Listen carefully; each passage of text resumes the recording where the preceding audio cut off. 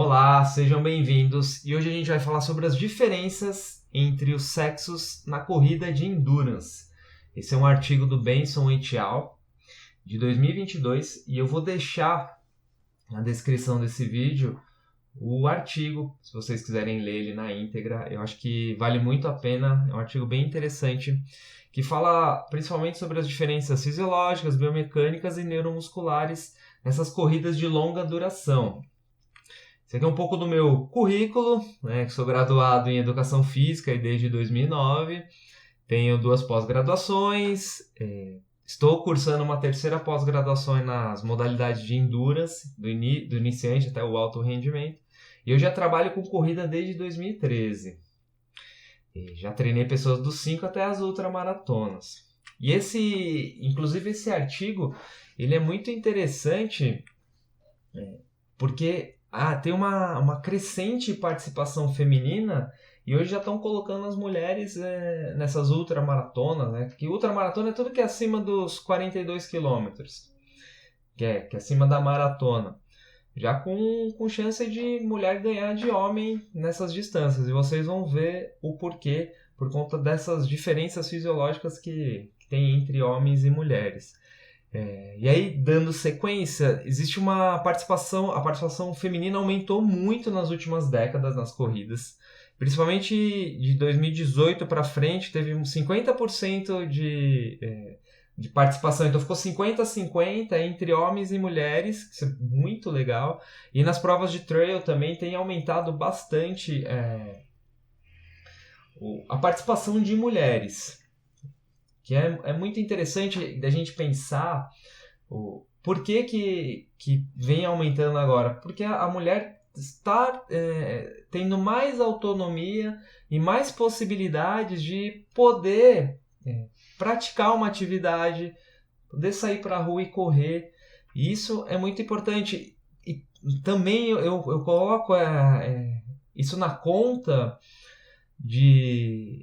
do porquê das mulheres terem se desenvolvido, está um crescimento muito grande, está se desenvolvendo muito mais, mas por quê? Porque está aumentando a participação delas, então essa demora no desenvolvimento das mulheres, nos esportes no geral.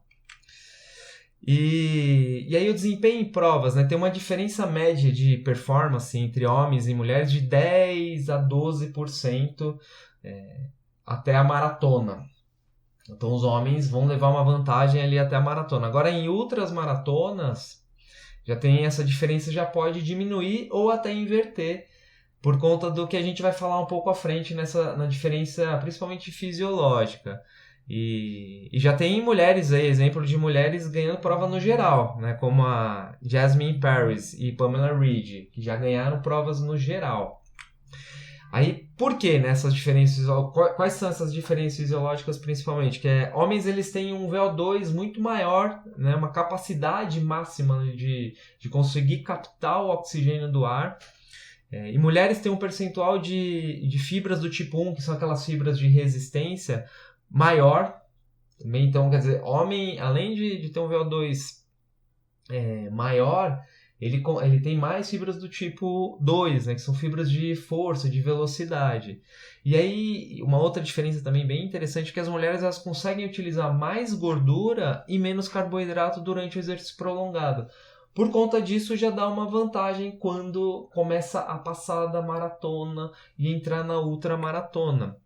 Aí, mulheres elas apresentam uma maior adução e rotação interna do quadril, porque o quadril ele tende a ser um pouco mais largo, né? Que a gente fala que é o ângulo Q do quadril, que aí o joelho fica em X, né? A mulher tem uma tendência a ter o joelho em X maior. E também faz uma frequência de passadas e menor tempo, e assim uma maior frequência de passadas e um menor tempo de contato com o solo. E aí todas essas diferenças elas podem influenciar principalmente no padrão de movimento e risco de lesões. Por conta dessas diferenças do quadril principalmente. E a economia de corrida é semelhante entre os sexos quando ajustada por massa corporal magra principalmente. E os hormônios femininos como o estrógeno, principalmente, né, eles influenciam positivamente na hora de utilizar a gordura.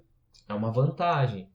E o ciclo menstrual das mulheres, eles podem afetar o desempenho, dependendo da fase que ela tiver ali na disputa da prova, porque não tem muito como escolher, eu vou fazer a prova quando eu estiver numa fase boa do meu ciclo menstrual. É meio difícil isso, mas não tem muitos estudos conclusivos falando, não, realmente atrapalha, porque vai variar muito de mulher para mulher, tem uma individualidade muito grande aí. Na fadiga neuromuscular, se a gente pensar, as mulheres demonstram uma menor perda de força após corridas longas, menor fadiga dos extensores do joelho e flexores plantares em ultramaratonas, e as estratégias de corrida mais constantes, né, que é o pacing, pode favorecer menor fadiga. E por que elas têm essa menor perda de força após corridas longas e menor fadiga? Porque as mulheres elas têm uma quantidade de massa muscular menor que a dos homens. Então, quanto mais massa muscular você tem, o seu gasto energético ele é muito maior. Essa é uma vantagem para as mulheres. Elas não conseguem produzir tanta velocidade, mas elas têm muito mais resistência. Então, elas se mantêm mais tempo durante o endurance. E essa estratégia de pacing é muito interessante. O homem ele tem uma tendência nas provas a sair mais forte e fazer mais força. E a mulher costuma ser mais conservadora e ter uma estratégia ao longo do percurso muito melhor, fazendo com que ela dure mais. E aí as vantagens, né, e desvantagens femininas. Né?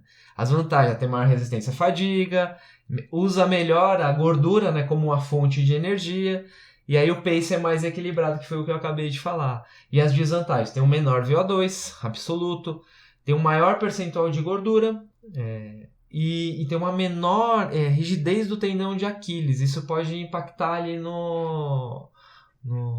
na economia de corrida de uma forma geral. E aí o que falta na ciência, né? Falta estudos de condições de fadiga real, poucos dados sobre o impacto do ciclo menstrual. Precisa se estudar mais isso sobre o ciclo para entender se realmente vai fazer diferença. Aí tem poucos estudos com atletas de elite femininas, e a influência do tamanho dos seios também na biomecânica ainda foi pouco explorada. Também pode influenciar. Inclusive eu tive uma aula sobre fisiologia feminina e a professora até colocava alguns estudos falando sobre o tipo de top, o top mais solto, aquele top um pouco mais rígido, segurando mais. Isso impactava na performance da atleta durante o teste ou durante o treinamento. Mas precisa ser mais explorado esse tema. E é o que a gente consegue concluir, que existem sim diferenças entre os sexos, né? Que mulheres elas podem sim se destacar em ultradistâncias, que é muito legal. E o treinamento, ele deve, quando a gente pensa no treinamento da corrida, a gente tem que levar em consideração isso. Tem que entender que são seres completamente diferentes e que precisam ser vistos de formas diferentes. Não dá para mandar o mesmo treino que eu mando pro menino, mandar para a menina, igual, copiar e colar. A gente tem que ter um pensamento maior, tem que ter mais troca entre o treinador e a atleta, para realmente saber como que está rolando todo esse momento, todos esses hormônios, para poder dosar o treino. Porque às vezes você tá numa semana que deveria ser mais forte, só que a atleta ela não tá bem aquela semana por conta do ciclo menstrual, por conta de N fatores. E aí precisa dosar esse treino. Já o homem não faz muita diferença. Você vai mandar o treino e ele vai executar.